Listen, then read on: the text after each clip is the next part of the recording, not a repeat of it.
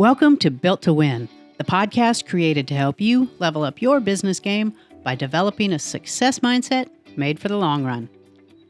In this episode, Neora founder Jeff Olson and CEO Deborah Heisz talk about the importance of being present. You'll hear how nurturing your state of flow helps you become more present and how that affects your personal and business success. They'll also offer their best tips on how to develop a present moment mindset. Welcome to another episode of the Built to Win podcast. I'm Deborah Heisz, and I am here with Mr. Jeff Olson. And we have a really exciting topic today, something that has really made an impact in my life, really something that I've worked on and focused on over the last 10 years to try and get better at, because I know the benefit that it has in life, in business, in relationships, and really everything that you possibly do. This one thing can help you if you can master this skill. And it's a skill you'll probably never master, but it's a skill that's so important to life that I think it's worth an hour of talking about it. And that particular skill is being present in the moment, focusing, bringing to your life the enjoyment that you get when you are truly paying attention to what's going on around you. And believe it or not, it's something that most of us don't do very well. And it's something that I didn't do very well 15 years ago.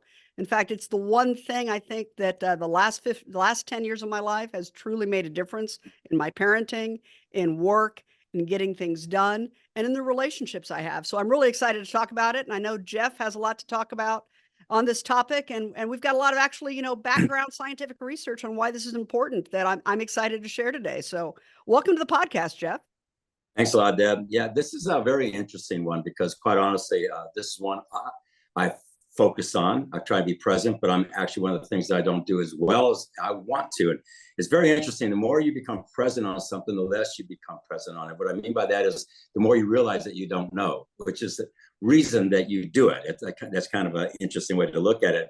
Before this podcast right here, Deb, I looked through all of our podcasts, and one was on leadership, one was on tough times. At the slide edge, there's happiness, there's big goals, planning on your life, philosophy, thinking big. And every one of those, when you look at them, they really start with a mindset, okay? And the same thing is here. We talk about being present. That is a mindset. But you think about it, if you went through all those different podcasts, every one of them got to in that podcast would get to a time when they really are talking about you're focusing on a moment in time to make something happen. And that's what this is about. And so it sounds so obvious. And I think it's because it's so obvious, we miss it, and in my book, The Slide Edge, I speak to this. I speak to that, we all have goals. Not we all have, but we all should have goals. I think everybody has goals. Some people have their goals more defined, and the more defined they are, more real they become to them, and more likely that they're going to achieve them. But they have a goal, and regardless of what that goal is, the only thing you have in achieving that goal is the moment, and the moment is insignificant compared to that goal. And quite honestly, the activities that you'll do to achieve that goal in the moment really don't matter. What I mean by that, if you want to get somewhere and here's the things you got to do to get there, if you do it today, you're really not much closer to it. And if you don't do it today, you're not that any further away. So the difference between doing the activity and not doing the activity in the moment is insignificant, but the moment is the only thing you have. It's a funny thing. And so you have to string together these moments in time to achieve big goals. And so it's about being present. And this is a very difficult thing to do because around you are distractions all the time. All the time there's distractions coming from so many directions. And it's up to you to have a mindset which comes from a philosophy that you are going to focus on the things that matter. And it's really interesting when you do this. It's almost like you start telling your conscious brain, your conscious brain starts telling your subconscious brain what's important. Where do I want to be present versus where I don't want to be present? So these things all start tying together. Present, moment, goals, philosophy, because it's your thoughts are telling your subconscious brain what you want. Because your subconscious brain, again, I've said this over and over, is a slave to you. It'll do whatever you want, okay? And what you want it to do is focus on the things in the moment that are going to achieve the big goals that you want and eliminate all of those distractions. So it's a very interesting conversation because it'll play in your personal life. You'll play in how you interact with your children. It'll actually play into how you play with your dog. Okay. Are you in the moment in doing that? It'll go into a sporting event, how you focus. Great athletes are in the moment significantly. You hear them talking about slowing down time. That's being in the moment. That's being present. So when you can take out your personal life, it allows you to enjoy your life more. Whether it's just breathing the air, or it's seeing a sunset, sensing the smells, enjoying your food. Those are things you can do in the moment. They'll sound like, well, I do those all the time. I agree. We do things all the time, but are we in the moment in doing them? It's when you're in the moment is you get the most response from it. Okay, so it's not what's happening around you; it's what you're focusing on. Is what we're trying to get to here. And Deb will speak to this because there's a big part of this in happiness. It's called flow. And flow is when you're in the moment and you get into this time of engagement, okay? And it allows you to go to somewhere that you can't go into your brain. And all of a sudden, the thing that you thought you were focused on becomes much bigger and much important to you. So this is an interesting conversation. It's something that you'll never master. It's almost like impossible. It eludes you as it moves on. But what happens really is the better you get at it, the more you see you need to do with it is what really happens, okay? So this is a fun conversation. Thank you. It really is, Jeff. And I'm glad you brought up flow because it is a huge part of happiness. Martin Seligman did the research that really kind of founded positive psychology, and he developed this model, which is called PERMA, which is positive emotions, engagement, positive relationships, meaning, and achievement. And that second letter, that E, that engagement, that's what we're talking about when we're talking about being in the moment. Because you're right, it's not about what's happening around you. It's not about what you're doing. I mean, you can view a beautiful sunset and be worried about your Instagram shot. Are you really focused on this sunset and enjoying it? Or are you focused on something else entirely? Or are you distracted by a million different things? You get a lot more enjoyment from a sunset if you're enjoying the sunset rather than worrying about how's this going to look on Instagram later. But that engagement, that feeling like you've lost time, what athletes call in the zone, it's something we can all strive for because it isn't just an athletic activity. It isn't just, one of my favorite examples is if you're in an orchestra and you're playing an instrument and all the pieces are coming together and you're doing your part, but you're also enjoying the whole element of being in the orchestra. I played cello when I was much younger. But I just remember that feeling of, hey, this is great. That's wonderful. And the pure enjoyment you get from that experience is flow. You lose time. It's something that is challenging, but it's something that's worthwhile. And you hit flow. And a gentleman named 𝗕𝗲𝗫 𝗫𝗫 wrote a book on this. And there's so much data and so much information out there about why this is important as an element of happiness, but also why it's important as an element of achievement. Finding ways to get yourself in the zone. And the good news is we can all do that because it's a practice. Of course, the bad news is it's a practice, which means you have to practice it. It's not something that just shows up. I've always found this fascinating because to me, and I think like a lot of high achievers, we all tend to have an element of ADD, maybe not diagnosed, but we have an element of we want to grab on to more than we can really do. And there's 18 million things that excite us. And how do we get anything done?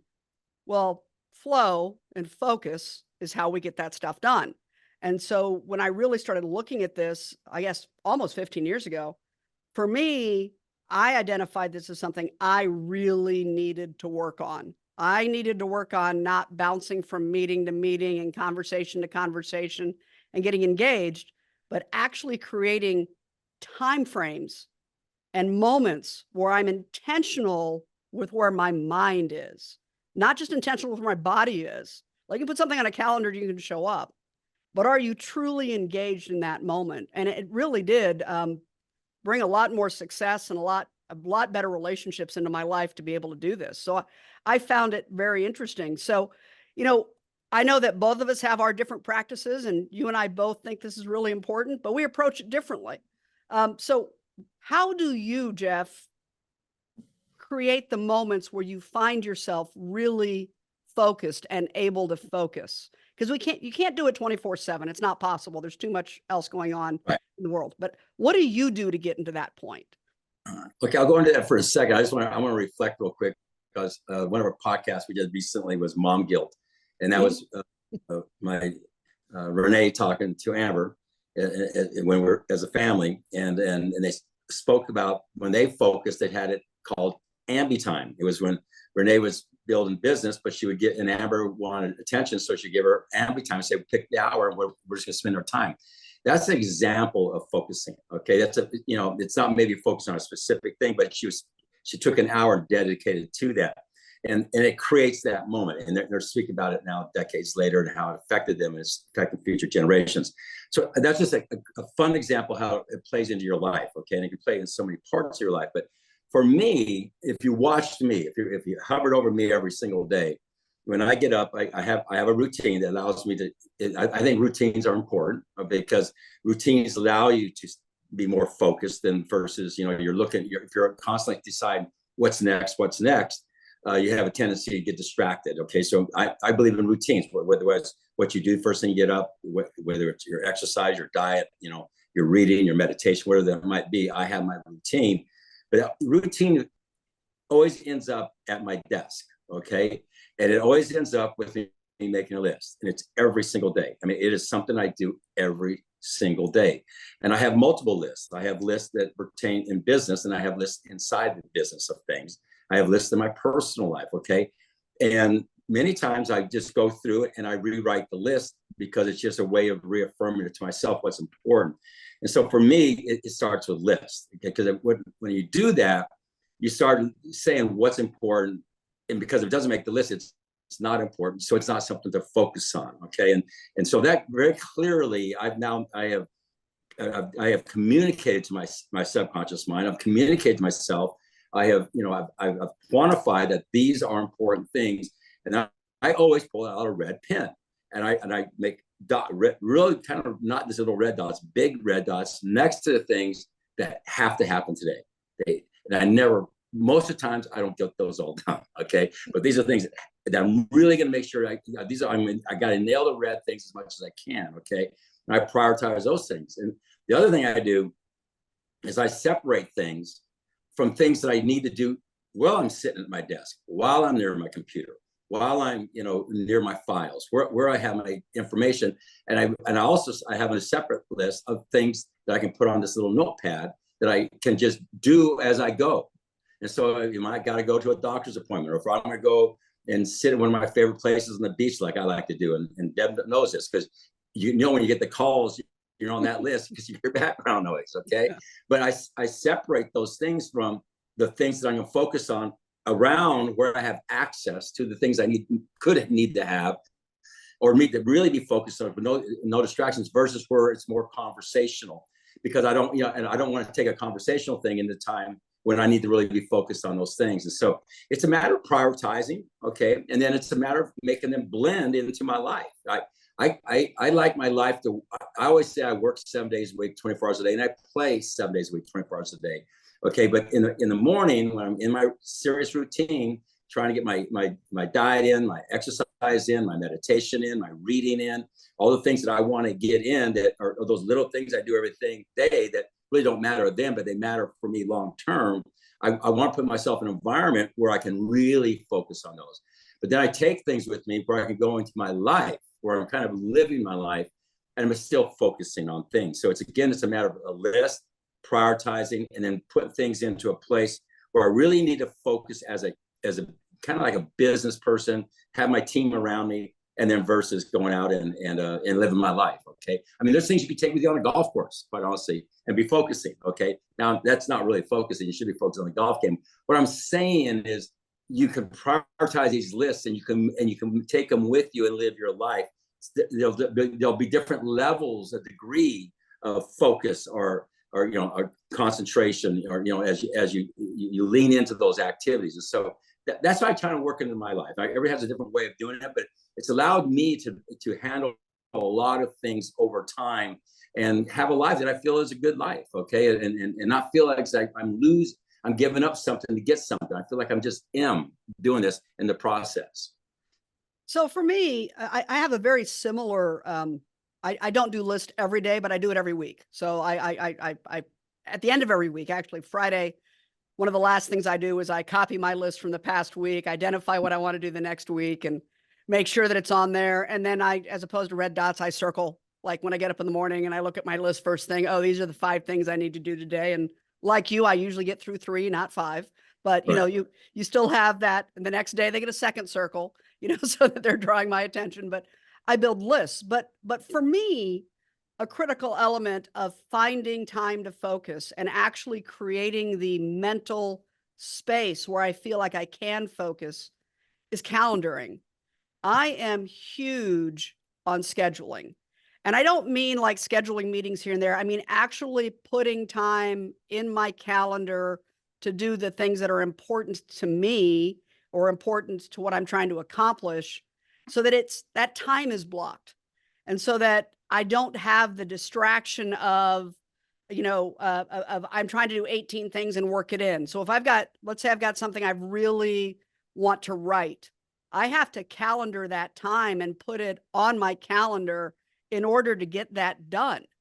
And, you know, one of the things that I found really interesting when I was looking through my notes on flow, because, you know, this is something we've been talking about for years at Live Happy, was how to find flow, how to find it. And one of the things that really struck me was identifying your most focused time of the day. If you have big things you need to accomplish that take brain power and thought, you need to get in touch with when are you most productive. For me, I'm most productive first thing in the morning and late at night. I actually do really well after everything else in the world is quieted down and I know I'm not going to get a phone call or something coming in. So a lot of times, I know you know this, Jeff, you'll get a document from me, it'll be at 10:30 at night. Why? Because that was my most effective time to sit down and write. And that's okay. But that is when I'm most productive. That's when I can get it done without distractions from everybody else. So you do need to identify your most productive time of day and put your most important tasks in that time frame. It's critically important for me to say, okay, I need this, I need to accomplish this, and it's going to take me about an hour and a half. I need to find that hour and a half on my calendar, put it on there, and then respect it, which means don't pick up the phone, turn off the electronic device, don't engage in hallway conversation when you go get the cup of coffee or whatever it is. If you take a break, make sure you're taking a break in a way that's taking a break, not picking up your phone and starting to surf and losing time. I mean, the losing time of surfing the internet aimlessly is not the type of flow we're looking for. You know, you lose time, but we're looking for the losing time of, hey, I've been really focused on this task and I feel really good about it. So for me, that is a critical element. And it also crosses over into other things I calendar. If I'm doing something with my kids, like you were talking about ambi time, if I'm doing something with my kids, I'm not working while I'm doing it. I'm not picking up the phone call. And if I need to do that, I will tell the people I'm with, I need, you know, if we're on a vacation or something and I've got something I've got to get done anyway, I'll let them know in advance, you know, from 8 to 9:30 this morning, I'm going to work. You guys go do something else and I'll catch up with you afterwards. So it alleviates the guilt because it's known and it's scheduled, but also allows me to focus on the task because I'm not worried that I'm letting somebody else down. So for me, it really is that calendar element, being where I'm supposed to be. I frequently use the example, if I'm watching my kids play hockey, I'm watching my kids play hockey. I'm not sitting in the stand trying to have 20 conversations on the phone. Why?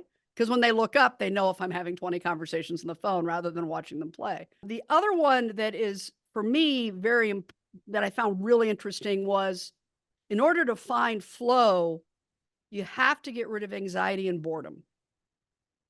You know, anxiety is created when you've bitten off more than you think you can chew and you spend more time worrying than working on it. You have to break your tasks down into, hey, I can get this done and I have confidence. And you have to find the confidence to do them.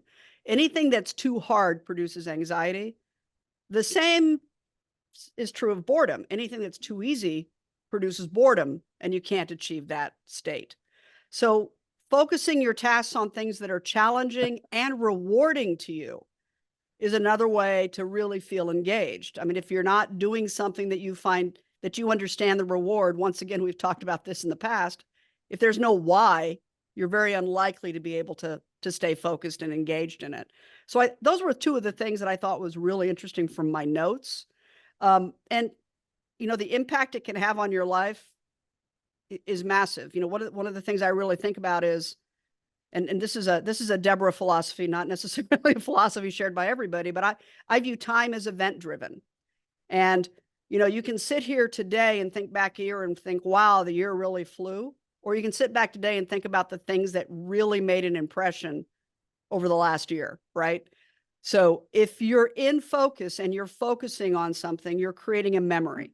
You're creating an experience that enhances your life, and you look back on your life and you say, hey, I'm really accomplishing something. I'm really getting stuff done. I feel really good about it.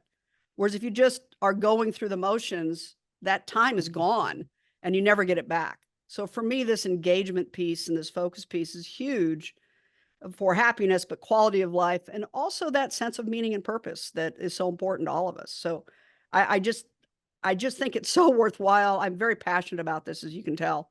And you just have to find a way as a person to decide what's important to you and decide it's worth focusing on, and develop a method where you can create the space to do that. Right. I'm glad you said the word meaning and purpose, because I actually think without truly having that in your life, that's your why to a certain degree. They kind of the same thing. It's hard for you to have your focus because you don't know where you're going. Okay. And that's what this is all about, is because once, you really think about it, we'll get back to business. A business is nothing but a group of people who come together around a common goal, a common purpose, a common meaning. As a leader of a group, what you want to do is get the right people who are in alignment with what you want to do, which your beliefs, your values, your character, your integrity, your purpose, your meaning, because then you have the right people on the field to play with, okay, that will focus on the same activities. And that, you've heard me say that word synergy. Synergy is a group of people go someplace together and won't go to by themselves. That doesn't mean they're together and they're all distracted doing different things. That means they're together focused on the same thing. And one of the things I love that we do, Deborah and myself and our management team, is we get together on a regular basis, sometimes physically, and this is our quarterly, where we really focus on certain things. And our whole goal is to come out of there with a list. Now, these are the things that we're going to be present in. And we get together once a week to go over that list. And there's each one of the things on that list has a leader, but we're all responsible for everything on that list. But the person listed is the one kind of leading that. And we discuss it, that we're creating a moment in time. We're creating a focus. It's us collectively doing that together allows us to focus on all these activities that lead to the success of the company. And so that's a great example. You have your goals, you have your mission statement of a company, your vision of a company, you have your purpose, your meaning. I hope a company always has a purpose and meaning behind it. There's no different in a person. You should have your vision and your mission, what's important to you. But eventually it breaks down to activities, okay? And those activities, like we started out with, eventually will break down to a lot of different things that need to happen to achieve it.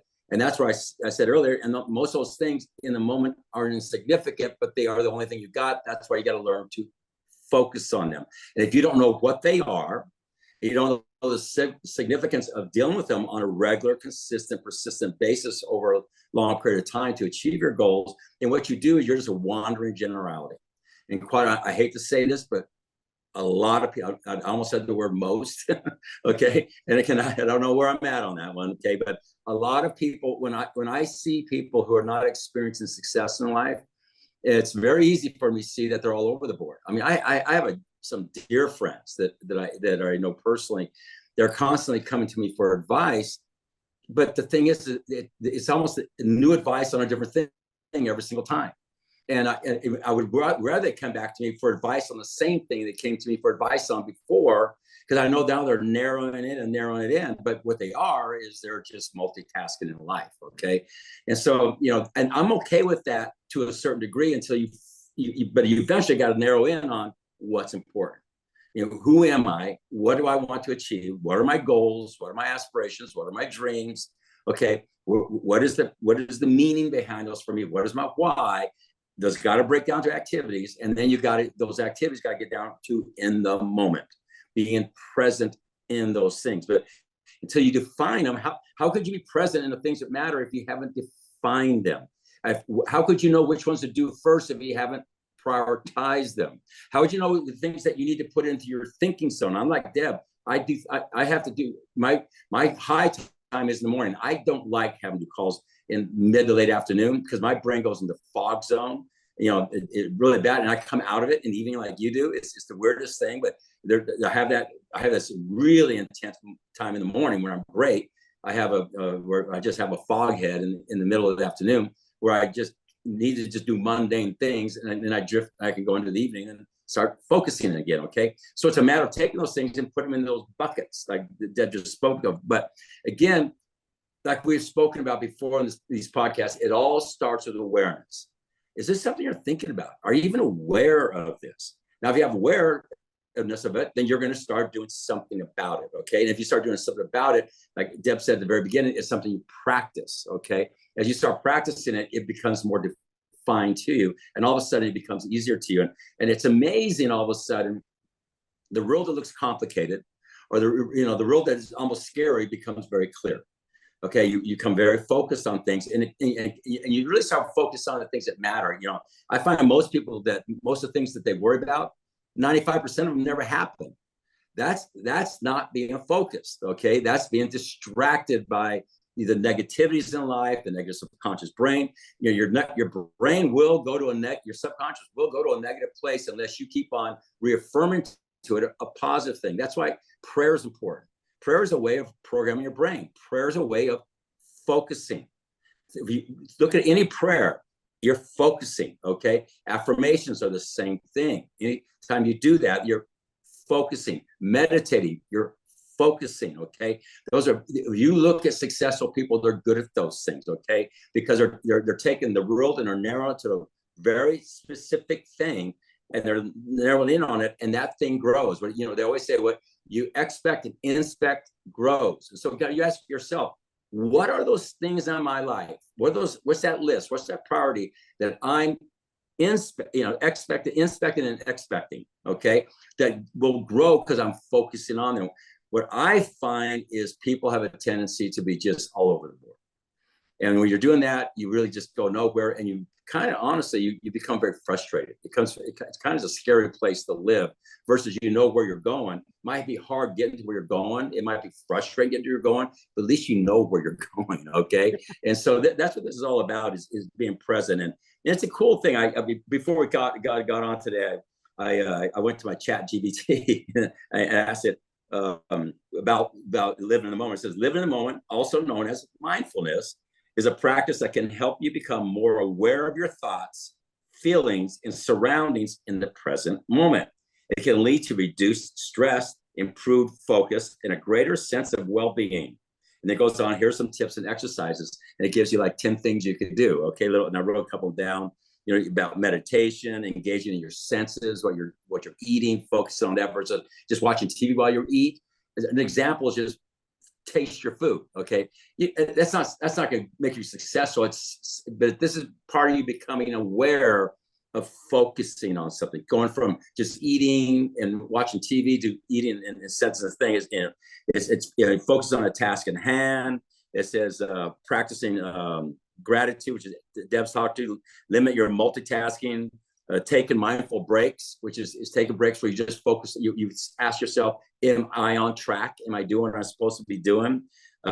Using reminders around you to constantly remind you to go back on track, because you might have drifted off and you don't even realize you've done that.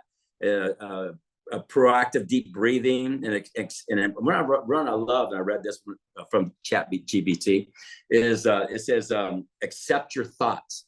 And it said when negative thoughts come up, and I really like this one because it's something I do pretty well, but sometimes I don't. It says when a negative thought comes up, don't run from it, lean into it, accept it.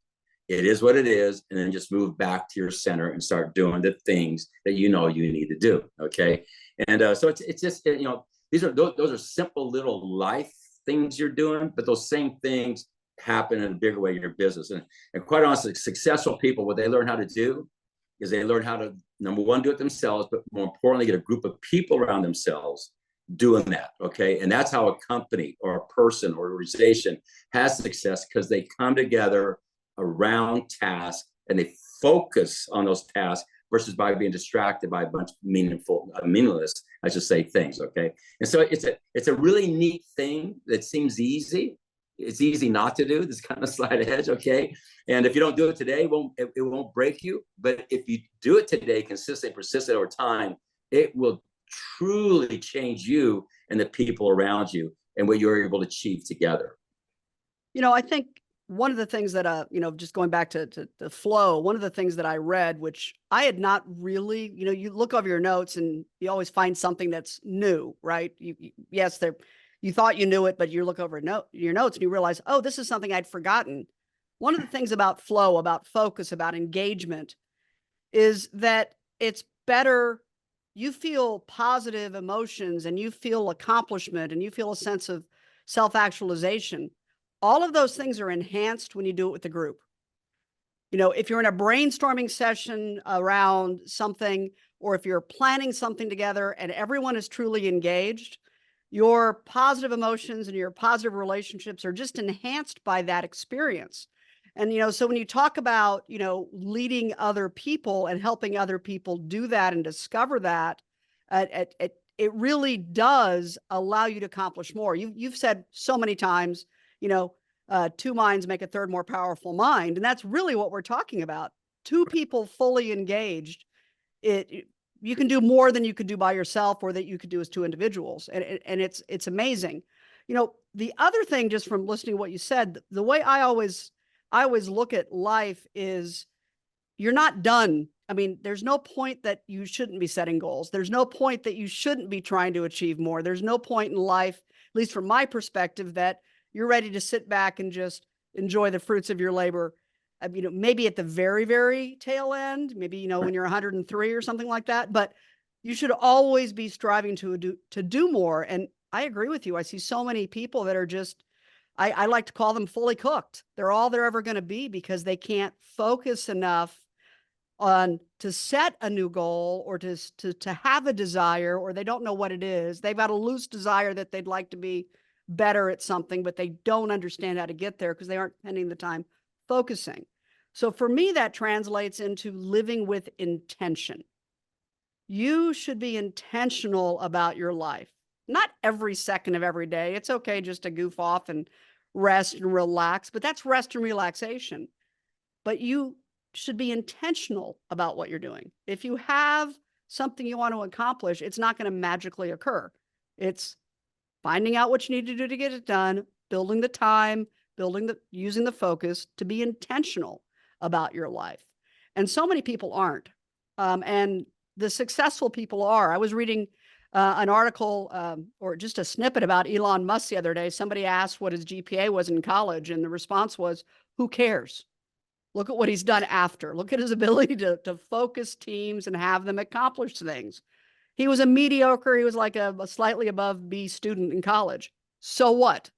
It's totally irrelevant because he's focused his time and his energy and his effort to accomplish more than, 99.9999% of the humanity ever will. It's about intention and focus. It's not about, doing all the things that everybody tells you to do. It's about doing the things that you need to do to accomplish what you want out of life. And I think that's why this is such an important habit, and it is a habit, and you have to create the time, space, and intention for you to get better at this. And I don't think there's anything more valuable as a leader. I don't think there's anything more valuable as somebody who's starting out in business. If you graduated from high school or college yesterday and you're at your first job and you want to get promoted, focus. If you have started your own business and you want it to be successful, focus. That really is the key to success in life. As we end this, I love that because it really comes down to, as I always said, is when you're leading people, that's what, successful people generally have a group of people that they're leading, but they're inspiring. Okay. But those people are looking to you, and they're going to kind of respond and engage or act based on how you are. So if you're all over the board, okay, if you're not focused, you can only imagine what happens. I've always said when people look at somebody that they're following, they want to know that person knows who they are. I mean, they know they got their meaning, they got their purpose. They know where they're going. They have their goals, okay? And they know how they're going to get there. They have their lists. That's in alignment with those, okay? Which means they've narrowed the playing field and they're focused on those. I always say successful people master the mundane. What do I mean by that? They're narrowing their focus. They're getting rid of the distractions. And so when you start doing this, then you've always heard that word, laws of attraction. When you do this, you start attracting those who are attracted to that. Let's just say that. And you might start affecting people and influencing people to be better at it. But quite honestly, you start attracting those people. And that's when the synergy kicks in. And that's what great leaders do, okay? But it starts with you. And this is something that's so doable. It's so doable that we miss it because it's so easy to do what? Not do it and get distracted, which is the opposite of focus, okay? Yeah. And so again, it begins with awareness. It's something that every one of you can do. It is something that will have a huge impact in your life. And I can just tell you this, just having this conversation today is going to resonate in my brain for months or years to come, because we just focused on it for this period of time, something that we both agree on, but something we both do. But in having that, sometimes I say the teacher becomes a student. I've enjoyed doing this, quite honestly, because it made me even more aware of how I could even be better at focusing. Because like we started out at the beginning of this podcast, this is something you'll never master. I actually think the more you master it, the more elusive it becomes, quite honestly. Because it's weird, but as the reel gets smaller, the opportunities get bigger. Mm-hmm. Think about that, okay? And as the opportunities get bigger, then the things you need to do to achieve get bigger, okay? But you got there through getting things smaller, and you're going to achieve those bigger things that show up is through the same process. And so the process just evolves and evolves and evolves. So great conversation today, Deb. Thank you. I've really loved it. I want to add one thing, because I know a lot of people out there get really caught up in this. I don't know what my big goals are. I don't know what my purpose and meaning is. And, the reality is that if you can work on the practice of focusing and engagement, like you just said, Jeff, those big goals and those big opportunities and that purpose and meaning show up because you're focused on what's important to you. You may not know what your goal is 3 years from now, but I'm going to focus on this, and those opportunities show up. So if you're struggling with finding your purpose and meaning, if you're struggling with painting that big goal, this is something you can work on right now without those, and they're going to show up. I truly believe that. Those big goals, those big dreams, the more focused you are, the more likely they are to show up in your life. And that is, I can't tell you how many times I've been asked, how do I find my purpose and meaning? And I'm like, you got to find your purpose and meaning. There's no prescribed how, but this is a really good first step, is working on focusing and living your life with intention. It really goes a long way towards clarifying what's important to you and clarifying what feeds you, what really makes you feel like you're in the flow, you're in the zone.